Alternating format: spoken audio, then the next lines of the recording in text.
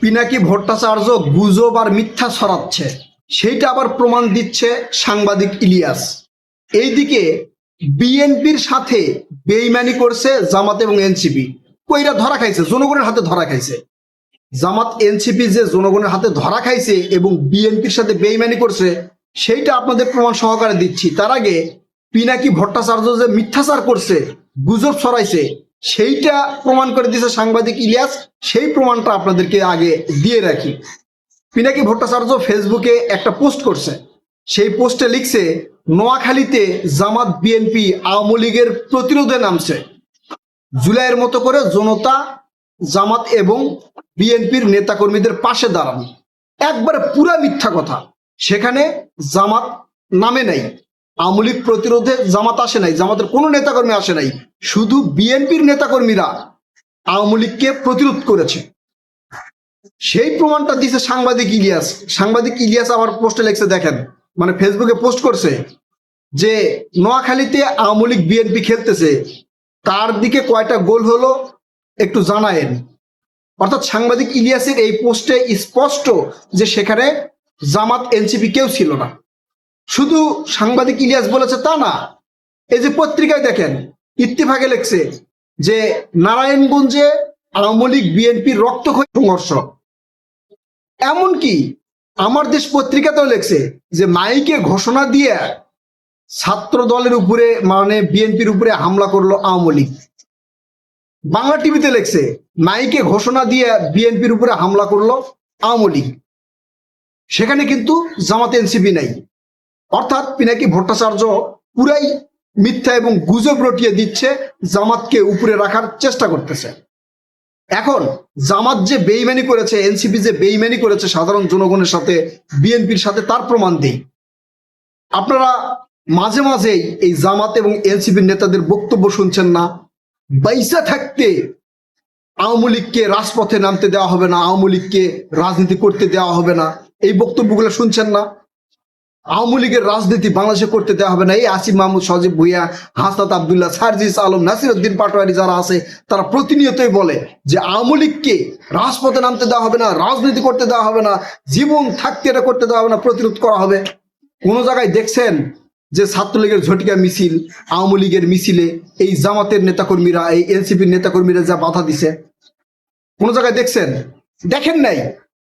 এরা একটা সূত্র পাইছে কি, যে আমরা যদি আওয়ামী লীগের কার্যক্রমে বাধা দেই তাহলে বলবে মব মব। কোন জায়গায় আপনি বাধা দিছেন আর সেখানে আপনাকে মব বলা হয়েছে?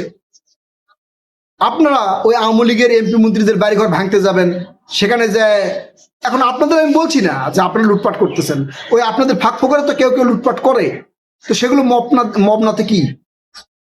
এখন এরা মানে এই যে কথা দিছিল যে আওয়ামী লীগকে বাংলাদেশে রাজনীতি করতে দেওয়া হবে না, আওয়ামী লীগকে বাংলাদেশের রাজপথে নামতে দেওয়া হবে না, ঠিক তাদের কথা মানে তো তারা রাখেই নাই, বেইমানি করছে। কিন্তু বিএনপি বেইমানি করে নাই।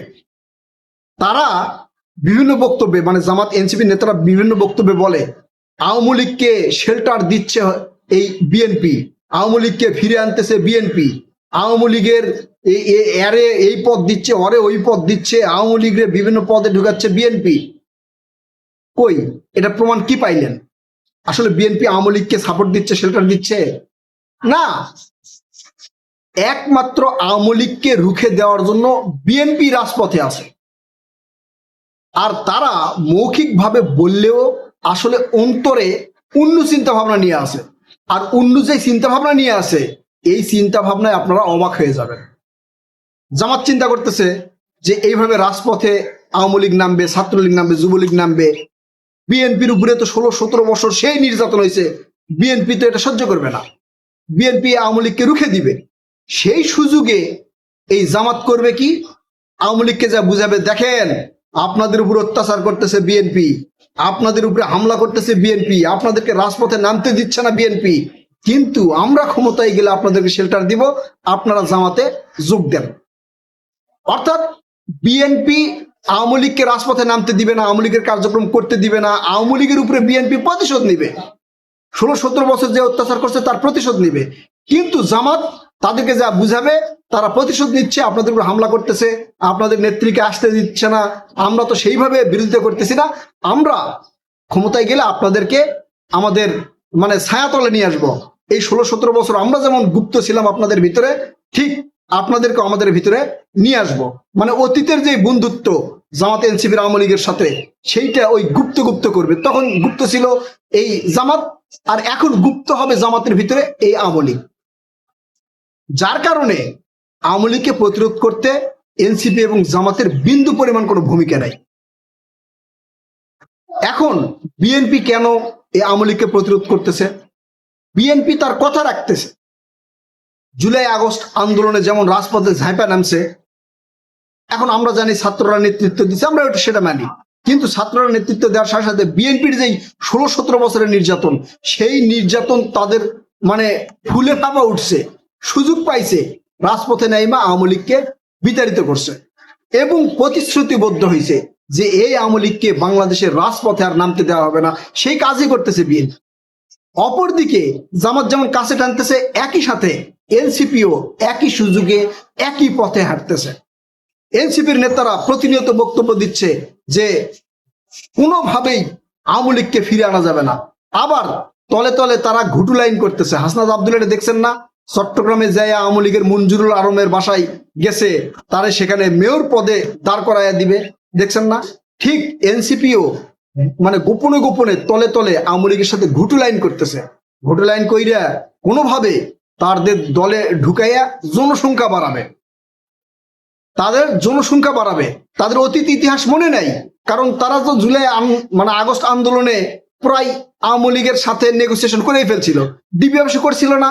ডিবি অফিসে যাওয়ার পরে তারা বলছিল যে আমরা আন্দোলন থেকে সরে যাচ্ছি, আমাদের দাবি দেওয়া মাননীয় প্রধানমন্ত্রী শেখ হাসিনা মাইনা নিছে, বলছিল না?